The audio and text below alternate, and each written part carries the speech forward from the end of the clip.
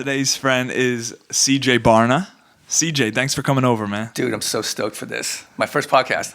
That's amazing. Yeah. I'm stoked to have you, man, to be honest. Well, especially you and I have been having so many conversations. It's about time we get one on That's film. right. That's right. 100%. Yeah, dude. All right. I guess we could start with, I love saying, who is CJ Barna? But just, what are a couple things you do in life? That's a great place to start. So, like I'm a personal trainer over there at Lifetime. Mm-hmm. So that's my, I would guess. You know what's funny? I'm going to digress. I do this a lot. That's cool. So, you ever hear the thing about avocation and vocation? Yeah. Okay, so avocation is like the thing you do away from your vocation. Right. And I've always had a kind of problem with those words because your vocation is the thing you love. Right? That's what vocation means, a calling. It's what you're called to do. Right. Well, if I'm called to do multiple things, then they're all my vocations. Yeah. Why would I run away from any of them? So you've had a problem limiting yourself to one. Yeah, very much so. If anything, that's a great way to put it because it can be problematic. Yeah. Because it's like the kid that wants to grab all the candy winds up with none. Yeah. So I have to sometimes go, dude, you got to narrow the focus. But so right now, personal trainer at the gym, nutrition coach. Awesome. I'm also obviously a musician. Mm-hmm. I do live music. I do composing. Mm-hmm. Right now, so much of that has been, I don't want to say sidebarred, but it's definitely been taken a little bit to the side of the table because of all recent events for the past 2 years, which you and I can go into. Mm-hmm. And that's been hard because, like you were telling me before we started filming that you gave this up for Lent, or you set aside social media. Yeah. And it can, if you're doing this to give, right? You're doing this to give. Absolutely. And the thing that you give, if that goes off the side, for whatever reason, you start to feel a bit empty. Right. So that's the struggle I have right now because because of the experiences I've had lately, I've become a little bit emotionally disconnected. Yeah. And as a creative person, you run on emotion. So like my short-term goal these days is to get reconnected. Like there were times in my past before the pandemic where I could like literally walk outside my door, sit in my chairs outside my house and bliss. Oh yeah, just music related or just anything, looking at life? Trees, great. Oh, there's a bird, there's a rabbit, there's a squirrel. Yeah. Is that while you were connected to creating? Like you were creating and my my creativity was banging at that point. Yeah. Do you feel like when you're not creating, it's a different kind of mood? Yes. You're lacking something? Yeah, that's a hole. Like that becomes like a hole in you. Like because I think if you are creative, and truthfully, I think everybody's creative. That it just depends on how it out pictures. Right. Like if you cook, you're creative. If you bake, you're creative. If you design stuff at work, you're creative. It just depends on how it comes out. But like for me, creativity has always been the monster when it comes to music or social media, like stuff that I believe is inspirational. Doing stuff like this. Yeah. And when my challenges hit from 2019 all the way through recently, a lot of that stuff, because it's emotionally driven, I believe it's also spiritually driven. And when you disconnect, that kind of gets pushed to the wayside. It gets pushed to the side. And then you have to find a way to reconnect it to draw it back center. What were the challenges? Okay, so you know some of the story. Yeah, I do. So I'm going to try to bring it in a way that shows the impact of it, right? I don't want to try to play hero. And I do believe everybody is the hero of their story, and we'll get to that. But it was an amazing trip because we had gone through, I had moved down and back to Carolina, 2015, 2016. I literally detonated my life in New Jersey. Gotcha. And what I thought was that it was just, I had come as far as I could. On hindsight, what was going on was I was just so messed up. I was so depressed. I couldn't even see value in anything. I had a banging personal training business going. I had gigs all over the place. I was composing. I was like, life should be awesome, and I just feel it's awful. While you were still in New Jersey? While I was still in New Jersey, okay. yeah. So I was like, well, the solution is to split. Obviously, I'm done here. Interesting. So when I went back down to Carolina, and I was living with my family and everything else, I went down, no plan, nothing, just like I'm going. Just to go. Yeah. And sold everything, like went down there. And when I got there, after like 2 months, I realized you weren't done with New Jersey, dude. You were just done with your life. Wow. And then I started healing. And then I was like, I got to get back to New Jersey. No idea how. No apartment to live in because I gave it up. No job. Nothing. Half my shit's gone. Wow. You know, the other half is in storage. So how am I going to do that? And I made it happen. I got back here, and I started to feel like, dude, you can do stuff. Like, you can make stuff happen. So then, you know, we fast forward a few years. The training thing is going up and down. The gym I'm in closes. I wound up, things went really sideways, and a friend of mine's like, you can stay here. All right, so I stay here for 4 months. Yeah, that was a year and a half. Wow. Yeah. In Jersey. Yeah, in Jersey. When you got back. Yeah, when I got back. Yeah. So I originally got back. I was living right down the road in Hunters Glen. Yep. And then that's my business was not ramping up. Right. I was going like negative cash flow. So I was like, I got to do something. She was like, you can stay with me. She's at a 1-bedroom apartment. And like, so I basically take over her couch and her dining room because the only thing I brought was my dresser and my studio. Wow. And she's like, you can bring the studio because she was very zen. She never used So it. for people that don't know, like music studio. Yeah, music studio, to create exactly. music. Yep. So You needed that. I needed that. You needed that. So I'm living, it's supposed to be a 4-month stay. Everything just continues to go sideways. So it's a year and a half. Now, fast forward to 2018, we open Lifetime. Lifetime opens up. It's gonna be like a combination of fitness and a Tony Robbins event. It was like, yay, drink the Kool-Aid. Yeah. And for like the first month or two, it felt like it was. And then the reality started setting in, and there was things going on there, and I'm not going to get into it, that were just really, really holding me back. And then my mindset changed. And this is where the whole hero of your story started to really codify. Because to be honest, when I first started thinking about the concept of hero of your story, it was nothing really more than a way to monetize beliefs. And I'll be very, very transparent about that. Like I was like, hey, if I could make this thing like a thing, maybe I could find a way to get paid. Right. Cool. Yeah, because it was a cool idea. It was a cool idea. Which was like a theme and a narrative you developed in your mind. That's right. And you thought you could use it to help people also, but to help make people, some money off it. Yeah, it was really help people get paid. Right. It was really like that. Right. And so then when 2018 comes and everything at Lifetime starts going really, really sideways, is when the whole thing about the opposite of a hero is not a villain, but the opposite of a hero is a victim. And the reason that is because a hero is just all about power. And in brief, power, if you just boil it all the way down, power doesn't mean you can do things or affect things. Power means you can decide.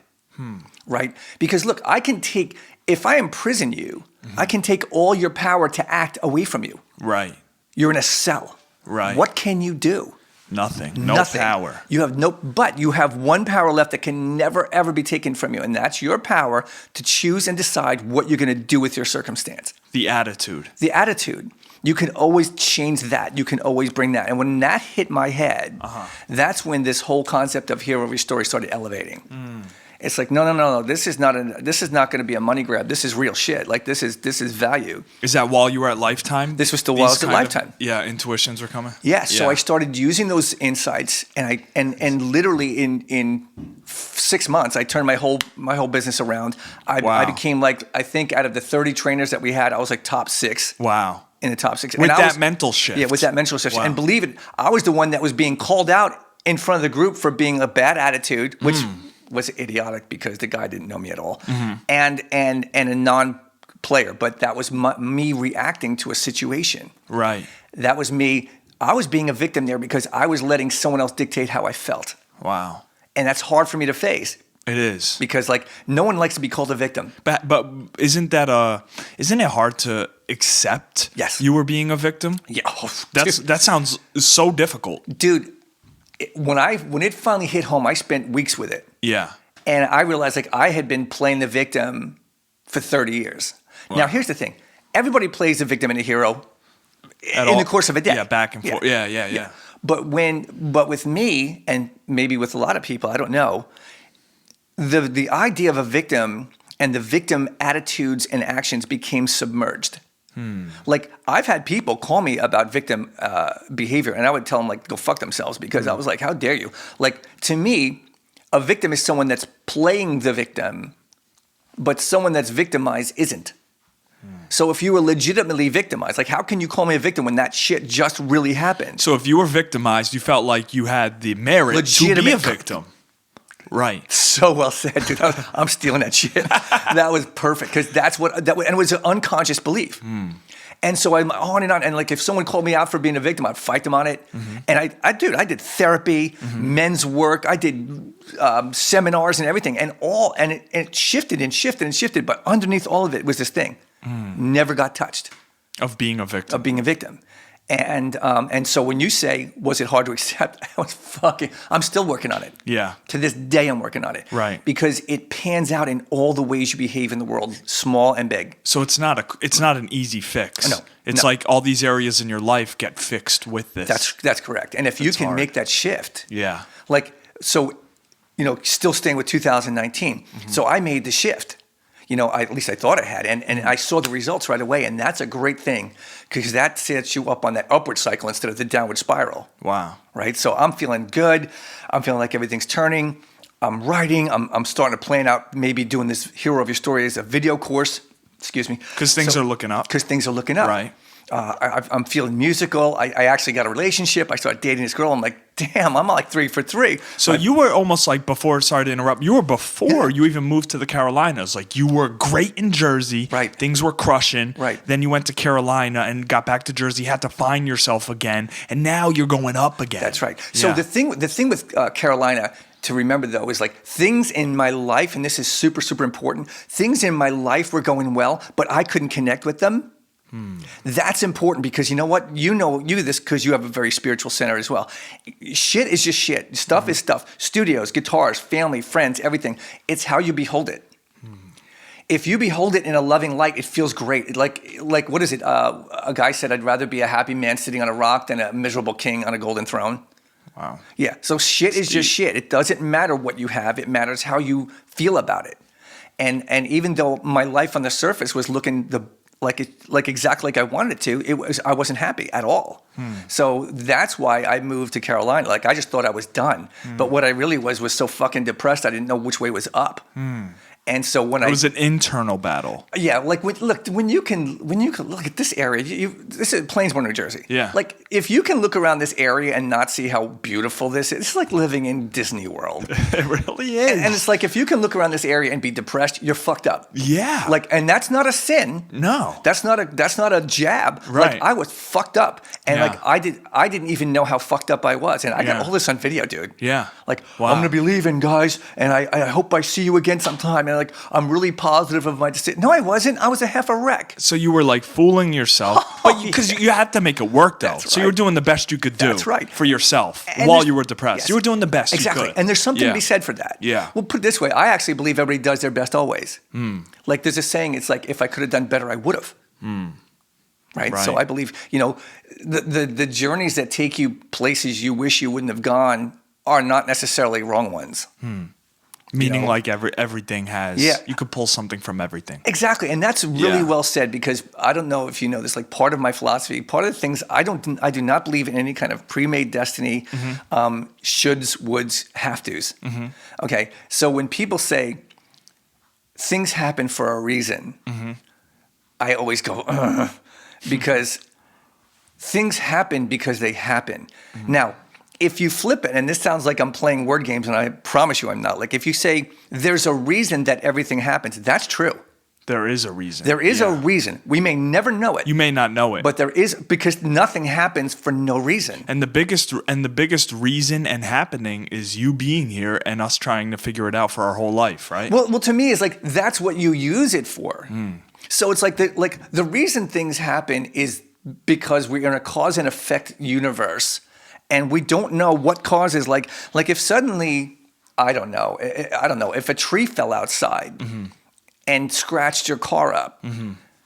The tree fell for a reason. We don't know why. We don't know it. But if you go, oh, the tree fell to teach me humility and not to be attached to my car. No, it didn't fall to teach you humility and attach to your car. It fell because it fell. Maybe termites ate it.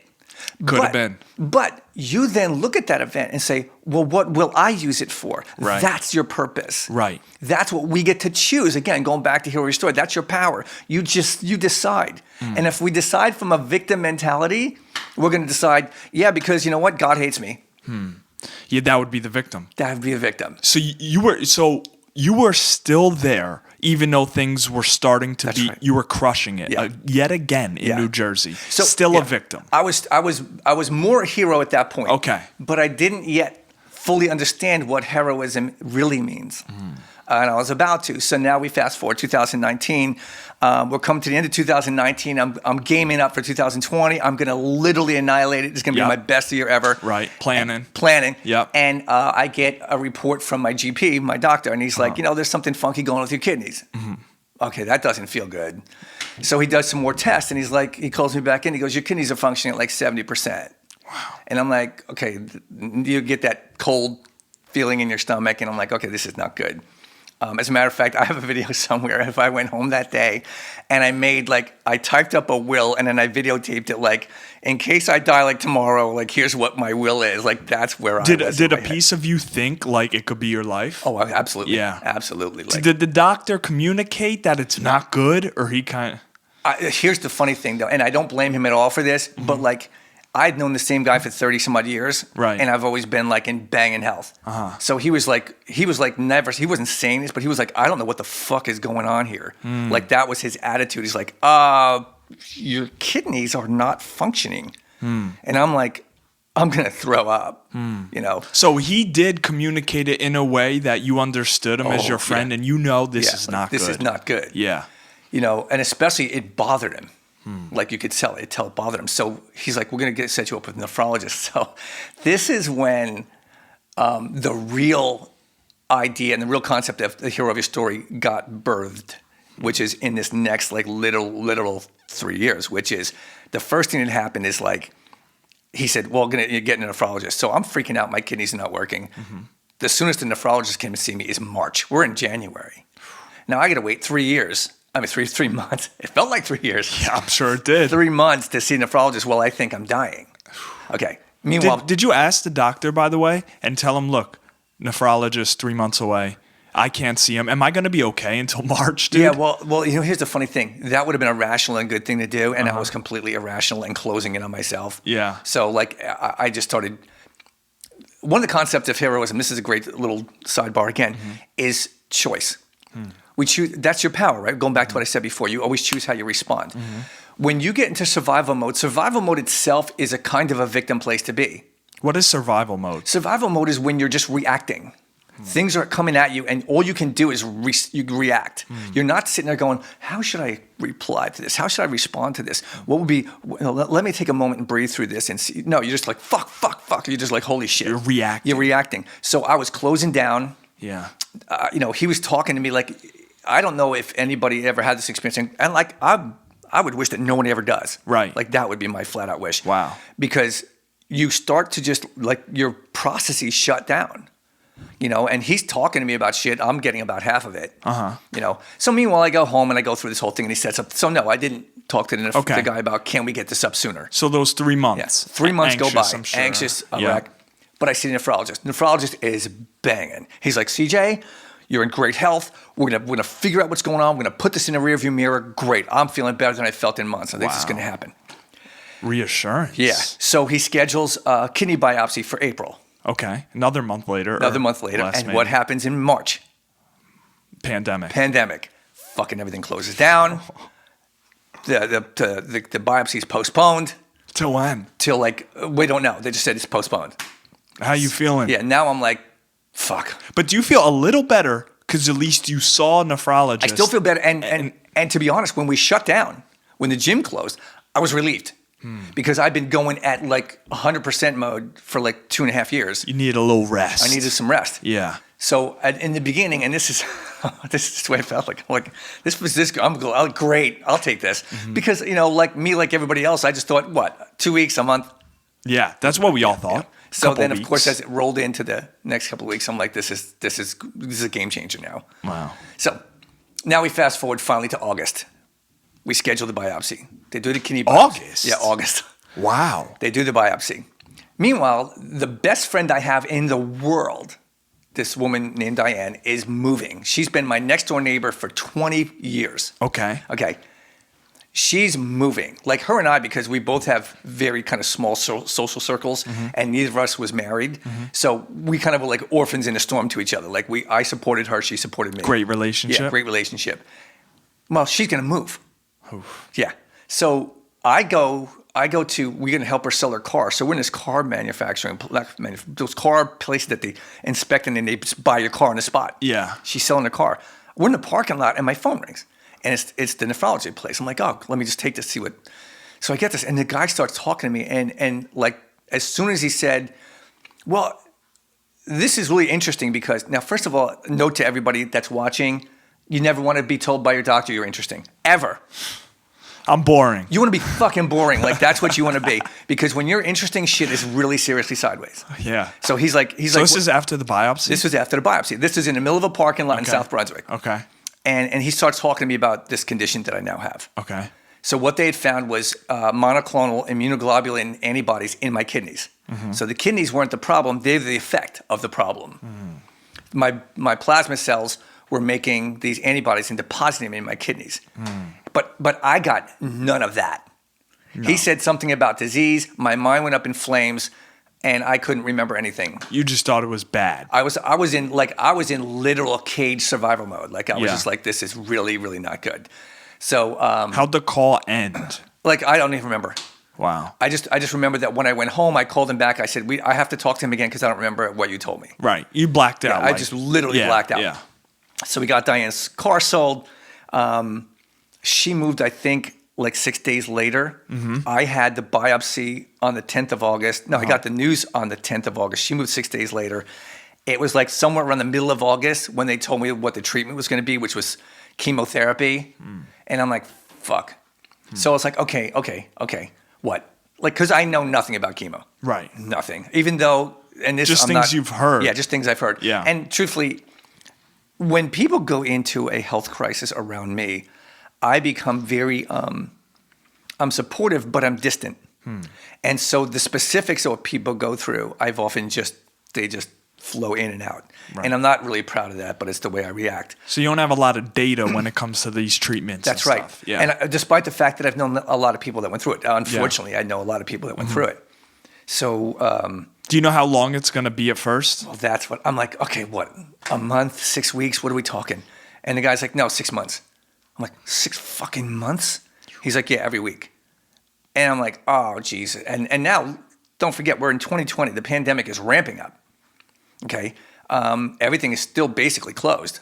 Do you find any positive in the fact that like things are closed, so it's downtime? So if there's ever a time to do chemo, now maybe in hindsight, not in the moment. In hindsight, sure. no, yeah, in hindsight, because the thing when you're in a crisis like this, the thing that most people need, and I suppose there are people that don't, but the thing that I definitely needed was a whole close-knit support group, which is impossible in a pandemic.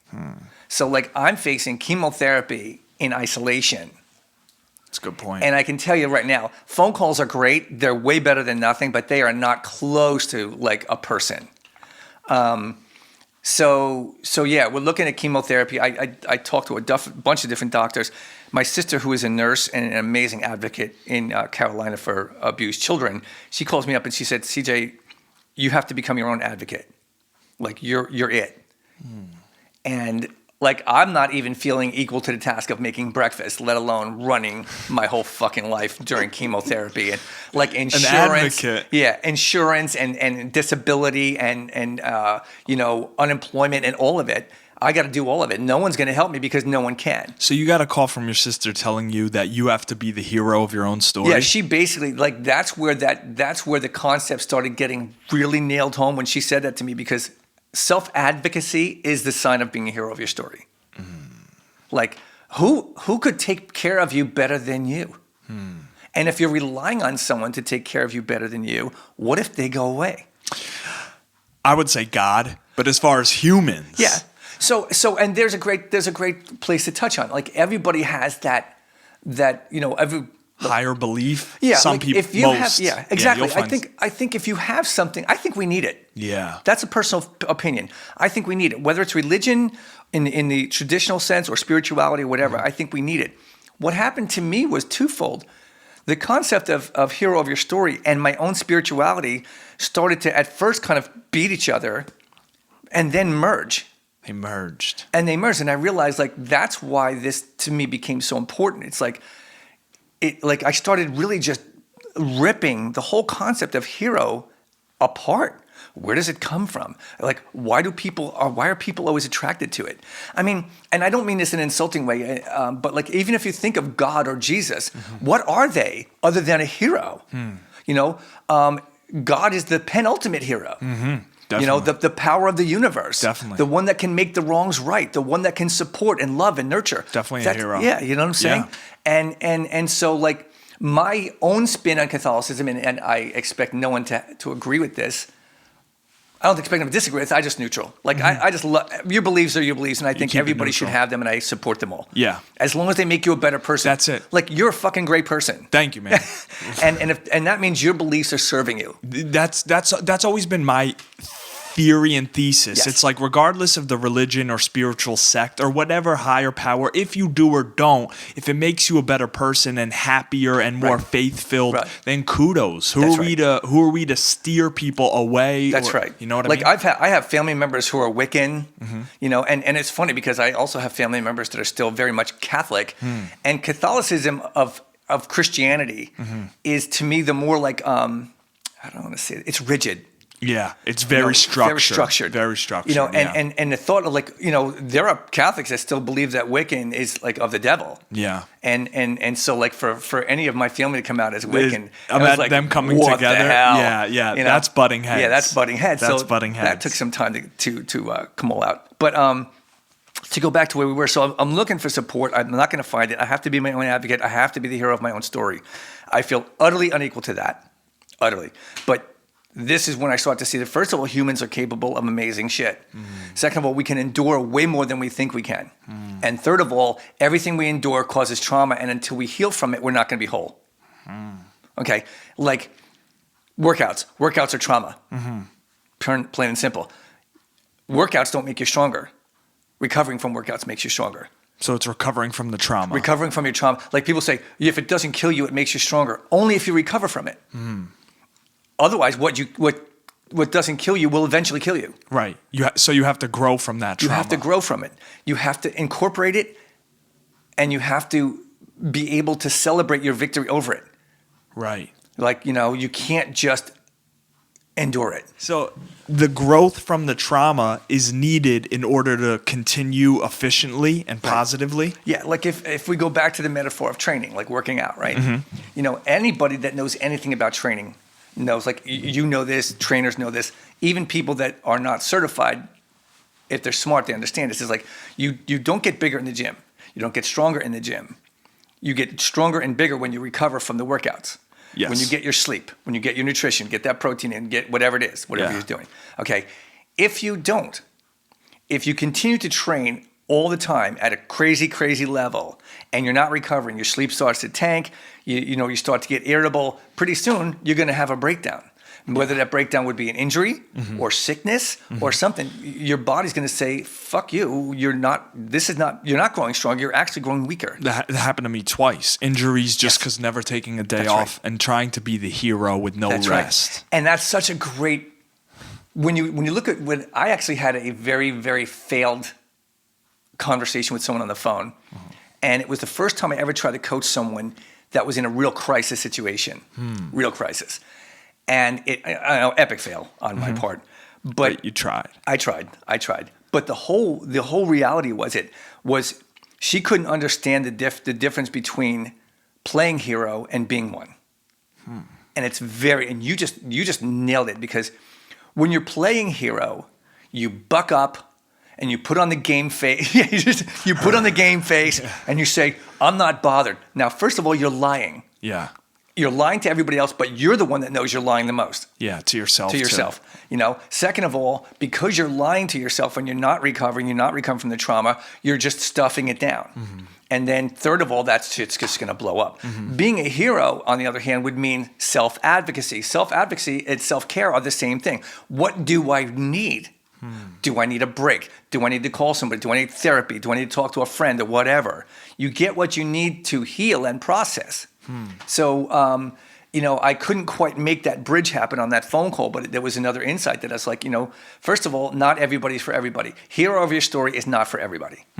Some people will have a problem with it. Right. Okay, because hero and victim and words in obviously English is my primary language, have a lot of power. But not that they have power, they have emotional baggage that we add to them, which is why I fought being labeled a victim for so long. A lot of meaning. Because I had attached being a victim to like a defect in me. Yeah, flaw. A flaw. Yeah. And I couldn't face that. Right. So when I finally did face it, I'm like, no, it is a flaw, but it doesn't mean I'm wrong. Right. It doesn't mean I'm defective. It's just a flaw. It's like everybody's got them. Everybody goes through that flaw, and you recover from that flaw. And you recover from it. Yeah. Exactly. Yeah. So you find your recovery protocol, whatever that is. Like, like we said, workouts, nutrition, sleep, if in emotional trauma, whatever, meditation, yoga, therapy, whatever you're, a cocktail, whatever you need to heal. Whatever you need to do to heal. Yeah. Being around family and friends, sometimes just being around people. Yeah. Again, going back to our narrative, which was impossible for me at this point. Yeah. Did you look at chemo as healing? No. I looked at chemo as this is going to sound dramatic, but the way it felt, I looked at chemo as like the end of my life. Like I thought, I'm not going to get through this. Wow. Because my body's not built for this.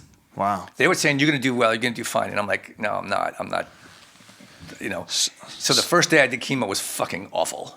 Like it was the bravest thing I ever did. Going into it, you weren't really optimistic. No. Okay. No. Like I got up, so my chemo was 3 parts. I got up in the morning, I took 50 milligrams of steroids. And then an hour later, I took 500 milligrams of this god-awful stuff called cyclophosphamide. And then I went to the hospital, and I would get abdominal injection of this other stuff called Velcade. And that was my 3 parts of chemo. And then I would just go home. How long would that take? Maybe an hour at the hospital? Yeah, maybe an hour at the hospital, Wow. yeah. And that was mainly only because I had to go in. They had to do all blood tests. Every time I went in, blood tested. Wow. They would see how my numbers were, and then they would okay me for the treatment. And then the treatment itself was formulated in the hospital. And so, like, I would be in the cancer ward, and this is, again, where more of this concept of heroism showed up. Was it once a week? Once a week, every week. So once a week you had to go in, give blood. Then once you're okay to handle chemo, get chemo every week. So I'd go to this building called the Medical Arts Building. I would see the oncologist. He would run the blood test and everything else, and then he would say, "Okay, we're good here." And then he would say, "Okay." So then I would walk from the oncologist through the hallways in the back into the cancer ward, and then I would see them and. Yeah, that was. Did you see other people getting chemo? Oh, yeah. Did that help you? In the end. In the end. In the beginning, it did 2 things, and both were beneficial. It helped me get outside myself. Yeah. Because I was like, it was me, which it was. But getting outside yourself is always a good perspective. Yeah. So you start to see heroism in the real world. The most infuriating thing for me in this whole pandemic was the elevation of medical workers and then the demonization of medical workers. Like, whenever someone had a conversation about the fact that people in the medical industry were getting paid for COVID patients and were mislabeling COVID patients up, I look at, dude, I'm a spiritual person. I don't believe in violence as a solution to anything. I'm going to punch someone in the fucking head so hard and so often because, like, you have no fucking idea what these people are doing day in and day out. The people at Penn Medicine, shout out to Penn Medicine, are heroes. Like, they deal with people in the worst fucking situations every day, and they bring it. They made it possible. Like they were always cheerful. How you doing today? Blah, blah, blah. They do everything in their power to make a suck-ass situation tolerable. How much more amazing can you be? Isn't it interesting that you did that as a personal trainer and they paid it back in the health community? Yeah.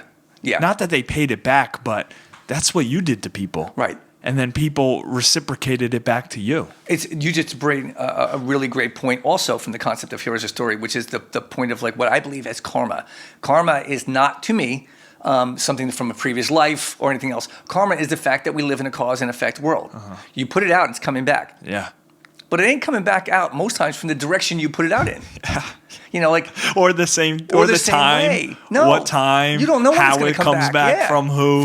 Yeah, like that's why like people like you be a dick for like 2 months and then you all of a sudden you be a nice person and someone really dicks you up. You're like, what the fuck? Yeah, well you forgot about everything else. Yeah, you put that out. Yeah, it came back. You got to suck that one up. Yeah. Yeah, that's true. So but it comes back for the hero too. The hero's no exception. The hero's no exception. You put out victim thoughts, you get victim actions back. You put out heroic thoughts and heroic actions, you get them back. Yeah, but not always in a 1-to-1 ratio, and not always where you expect. Like I've had sometimes it's in your benefit. Like you get this amazing windfall. You did a little thing and got an amazing windfall. Sometimes you put out a lot of effort and you get this little windfall. But sometimes that little windfall is the lifeline. Wow. You know, I tell people, you want to hear heroic concept boiled down into like one sentence, okay? With everyone you meet, you can be either a lifeline or the straw that breaks the camel's back. Pick one. If you go in there if you meet someone and you're coming from your victim and you're all like, fuck, my day's hard and, you know, whatever, like you're in it. And God bless everybody because everybody goes in it sometimes. Yeah. But you meet a person on the street or at your job or anywhere and you're coming from that. They could be in a worse spot than you. Yeah. And you, by just walking by them, they could be like, you know, hi, and then you don't give them anything because you're stewing. And you could be the one thing that fucks their whole day up. Or conversely, and this definitely has happened to me, because a woman stopped me. I was in a shit mood. I'm doing my laundry. This was way in the past. And I walked by this woman, but I have a habit. I developed it on purpose. Like, I say good morning, to everybody. Yeah. Smile, good morning. Yeah. I don't care what mood I'm in. It's like your default. It's my default setting. Yeah. And I walk by this woman, I'm like kind of, but I see her coming. I'm like, hey, good morning. And she's like, she walks by me and she stops. She goes, excuse me. And I said, what? And she goes, I want to really say thank you for sharing your smile with me. I might get choked up saying this. She goes, it was important. And I was like, holy shit, I didn't do anything. Like, I just made her day and I didn't do anything. I just said hi. That's how much power we all have. That's one word. Hi. One word to someone. Yeah. You bring up such a great point. I think people are teetering on the edge. These strangers, they're either teetering on the edge of like, if you say the wrong thing, it could really hurt them. Right. Or they're teetering on the edge where like, if you give them a good morning, they may cry in their car. Right. They're like that close. Yeah. And you don't know. You don't know if you could be the decision maker in that. That's right. But it's always your choice. What are you going to come with? Are you going to come from the victim? Or are you going to come from a hero? Right. You get to choose. You don't have to pretend. Yeah. Like, I didn't go up to her and say, hi, how are you? It's great to see you. I hope you have a great day. Hey, you have a good radio voice. Like, that's my best Jim Carrey impression. Like, you don't want to be false. But, anybody can just say hi. Yeah.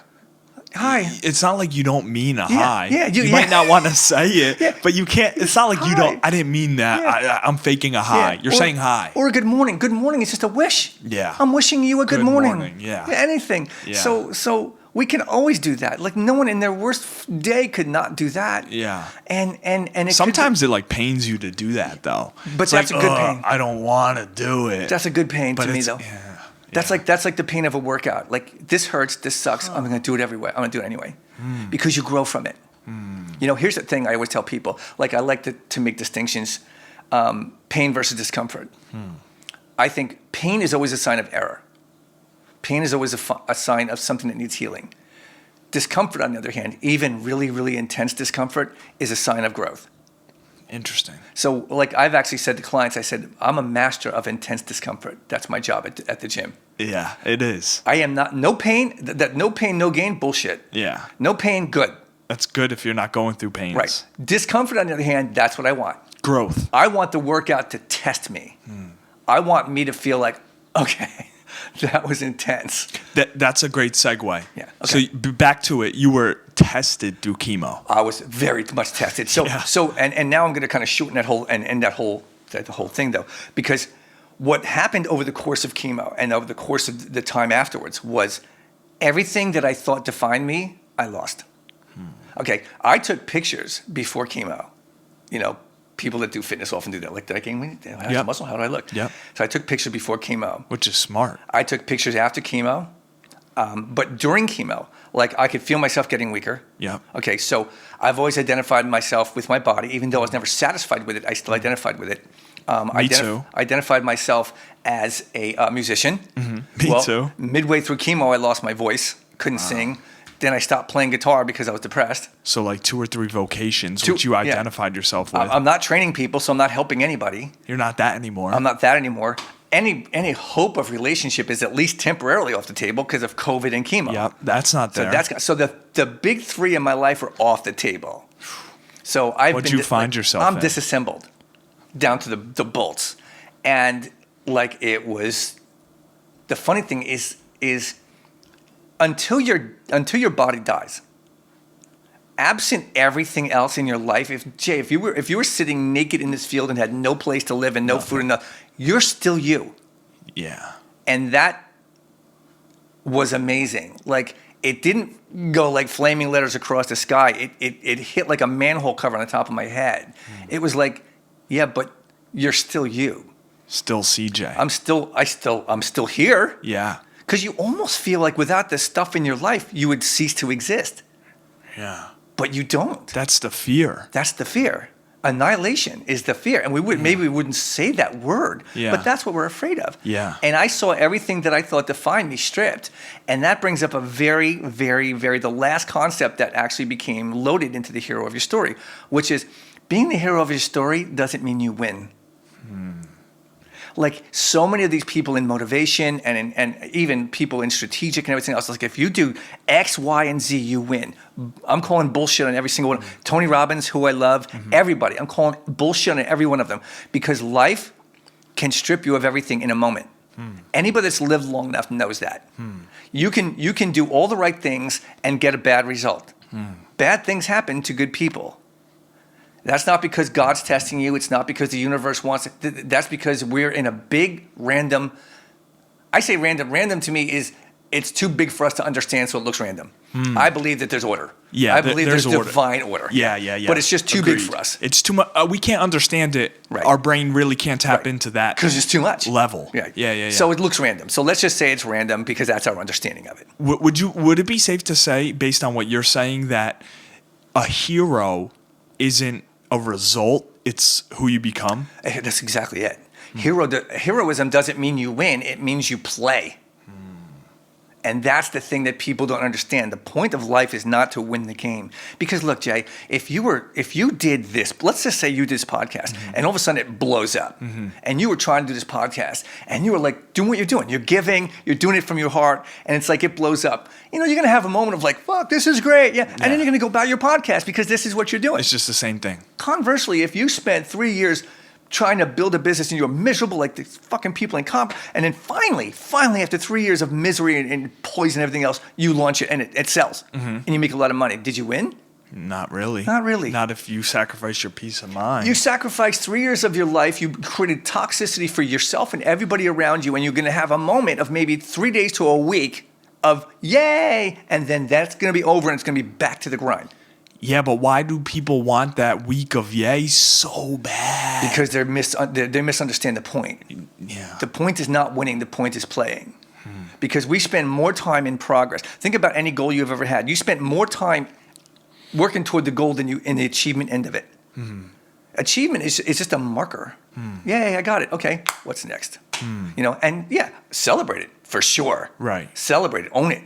But then, like, what's next? Because growth never stops. Never. But you need that to pull you through the whole process, That's right? But then when you get there and you're saying along the journey, at least have the insight to realize what's going to happen if and when you do get there. That's right. So you're not misled and let down. Yeah, and that's become like heroism is, being the hero is not about achieving a result. It's about it's about living in a process. And then your present moment. Like, look, it's really easy to, like, when I was doing goal setting stuff, like I actually have stopped using the word goal setting and I started using the word intentions. And the reason being is like there's this whole outcome oriented thinking that so many people are engaged in. I want to get the thing, whatever the thing is. Even like having like a family and having a spouse and a house, like there's things to people, there's goals. And I'm like, yeah, but what are you going to do with them? There's no outcome-oriented thinking isn't wrong. It just doesn't function. It doesn't work. Being in process where you're going to spend most of your life is where happiness lies. That's fulfillment. Like, that's why, people like Gary Vaynerchuk and Tony Robbins talk about, like, whatever it is you're pursuing, you better be pursuing it with your heart and not just your brain and your wallet. Yeah. Because you got to love it along the way. You got to love it You're along going to the be way. spending every day with it. Yeah. You better love it. Eckhart Tolle is like, the future is not a thing. The future is a thought. Yeah. So is the past. Like, the only moment is this. Like, you and I are it right now. This is it. When I go home, this moment won't be this moment. It will be a thought I'm having about what we did. Right. Memory exists as two different things. It exists as whatever the event is in your cells, and it exists as your thought about it. That's how we retrieve it, and then we think about it. A real thing? Like, yeah, a real thing. And then a think about the real thing. And it's funny because that's our imagination, which is the thing that we're supposed to be using to power ourselves. And a lot of times we use it as a whipping post. Someone that is a victim, someone that is prone to anxiety, they use the future. Hey, bird. It's my bird clock. They use the future as a threat, and then it becomes threat management, which is also pure victim. Yeah. A hero knows that there's uncertainty and lives with that because uncertainty is the only place where hope could possibly exist. If certainty was a thing, then hope couldn't exist because hope means things can change. Yeah, from uncertainty. Certainty is something we have within ourselves. It never exists in the world. Nothing's certain. Nothing's certain. Right, and we know that. We know that. Yeah.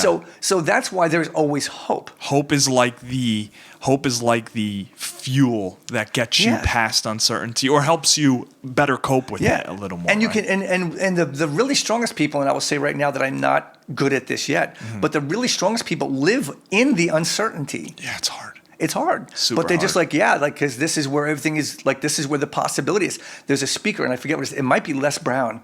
Les Brown. And he said, all you have to think is two words. It's possible. Yeah. And that has become like a mantra to me. Because look, some days you can't say, I'm going to take on the world. I'm strong and capable. I love myself. Like, sometimes that is just bullshit and your mind doesn't but you can always go, okay, it's possible. Like, my heart's still beating, so things are possible. It's possible. Right. So that has become my number one mantra. As long as you know it's possible. Right. Les Brown also brings up Roger Bannister in 1954, who broke the 4-minute mile. And then after that barrier was broken, high schoolers and tens of thousands of people, right? So knowing it's possible. And what Roger Bannister? Yeah. What he risked, people don't understand what he risked. The belief in medicine at that point was if you did under a 4-minute mile, your heart would burst. Wow. Oh, yeah. Look it up. They were like, no, humans can't do that because it will kill them. Wow. So for him to come under 4 minutes, in his mind, he was seriously risking his life.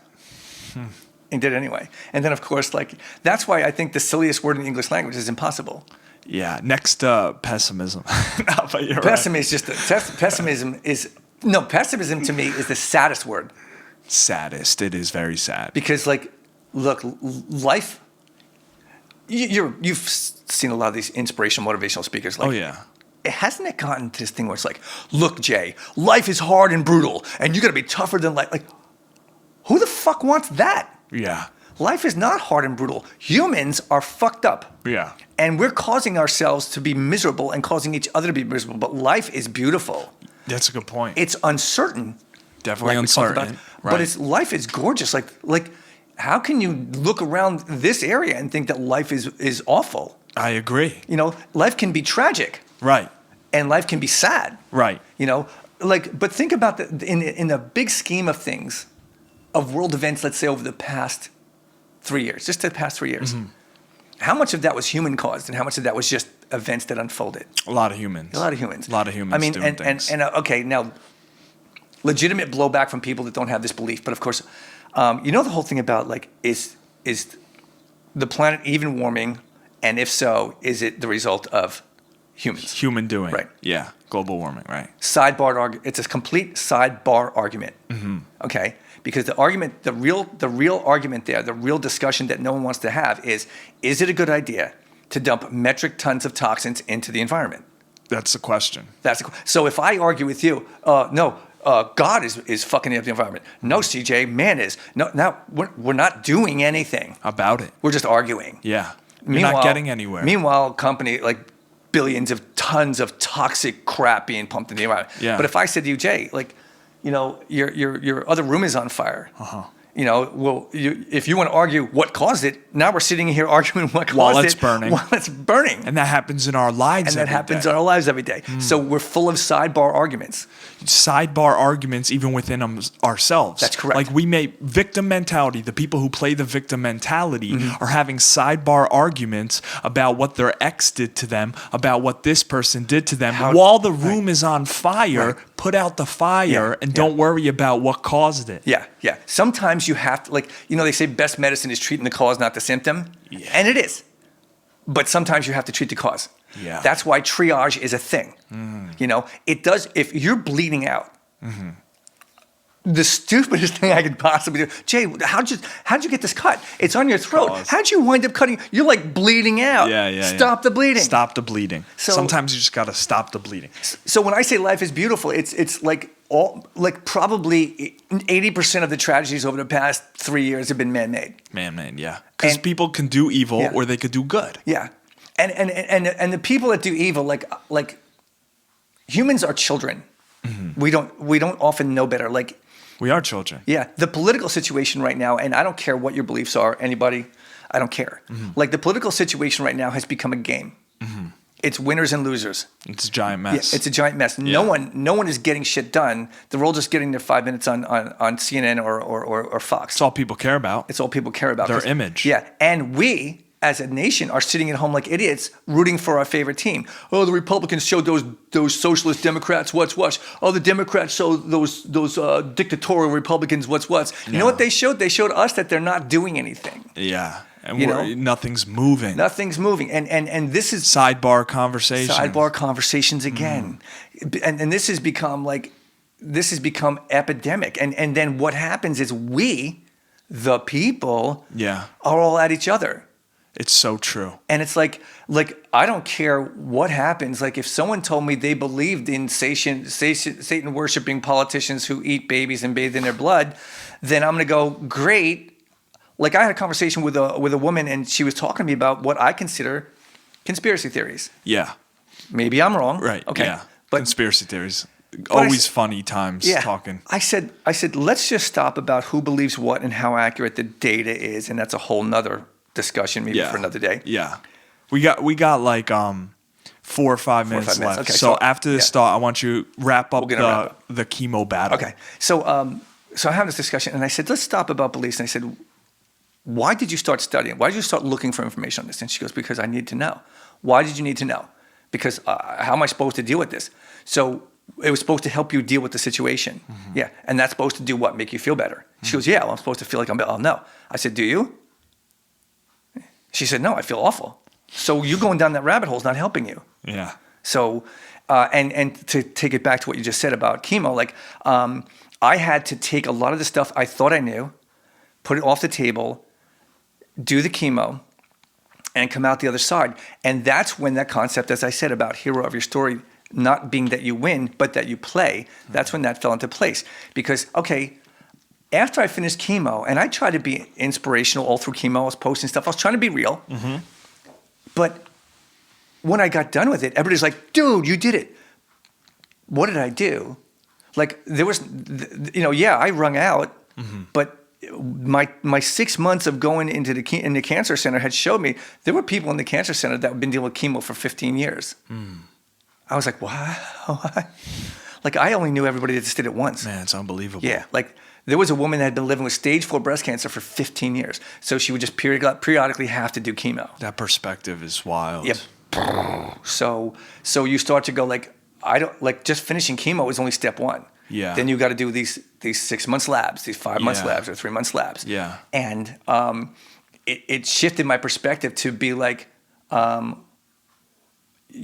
you didn't win, you're still playing. You're still in the game. And then you're going to go, okay, from the point of me being in the game and me trying to be heroic, which is being empowered. Yeah. And being communal oriented, because heroes, do you ever watch any movie? Heroes are the ones that create a community around them. They need that support group. They can't be a hero by themselves, right? Right. But also all the people in the support group support each other. Yeah. That's Heroes live in harmony. Heroes are not standalone. Even like the lone wolf is the exception. Yeah. You can't be this person who never reaches out to others. That's right. Alpha leaders are not the toughest. They're the most caring. Yeah. Matter of fact, what people don't understand about the word courage. Courage comes from the Latin KOR, which stands for heart. Core of you. Yeah. The heart of you. So courage is love-sponsored action. Yeah. That's heroic. That's great. Courage is love. Yeah, courage is to love. give love to others is to be courageous. So when you're walking down the street and having a bad morning, the good morning to the stranger is courageous. It's courageous, when you don't want to do it. And here's the funny thing. People often said, like, courage is action in spite of your fear. Yeah. That's to me that's bravery. In spite of your fear. Yeah. That's bravery. Courage, if you can come from love, I can attest to this. You're not afraid. When you come, because love and fear, it's not love and hate. Can't exist together. Right. It's not love and hate. It's love and fear. Love and fear can't exist They together. can't coexist. So when you can come from love, your fear goes away. I've done amazing things that no one has ever seen because I was in a state of already being a state of love. Wow. And that was heroic. Victim would then be to go, yeah, but me, and I feel like I can't do it, I'm not good enough. So you're not going to give yourself to someone. And you're the best present you could ever give to anybody. Man, on the last note, where can people find your YouTube channel, or what's it called? Okay, so YouTube channel is just CJ Barna. If you search CJ Barna up on YouTube, you'll find it. I am on Instagram. I think it's cj.barna, at cj.barna. And I am on Facebook still. Not a lot of people come up onto Facebook. I'm not on Twitter. I kind of got off Twitter. Twitter got kind of toxic. Yeah. But YouTube, Instagram, Facebook, LinkedIn. Yeah. Gotcha. LinkedIn is viable too. LinkedIn is a great community. CJ Barna. CJ Barna, yeah. Actually, Facebook is Hero of Your Story. Hero of Your Story on Facebook. Yeah. So join me. I hope to have. I am working on a book. Awesome. Called Hero of Your Story. It's based on all the notes I took during this journey, and I still am working on the compositions of the video series. I still like to put that out. Yeah. Maybe I could have you back on when you're writing that book. I'd love to come back on. Dude, CJ, thanks for coming on, bro. Yeah, dude. Okay. You're the man. And combo. look, I'm going to follow your advice, and I hope, because I think this is so much fun, I hope to launch a podcast called HeroCast. HeroCast. Yeah. In the future, if HeroCast comes up, Jay's friends will be the first supporter. You're coming on the show. I'd love to be there, man. Dude, Thank this has you. been fantastic. This has been such a good time, a good conversation. Yeah, absolutely. Man. Thank you for coming on. Dude, You're the man, dude. Big ups. Big ups.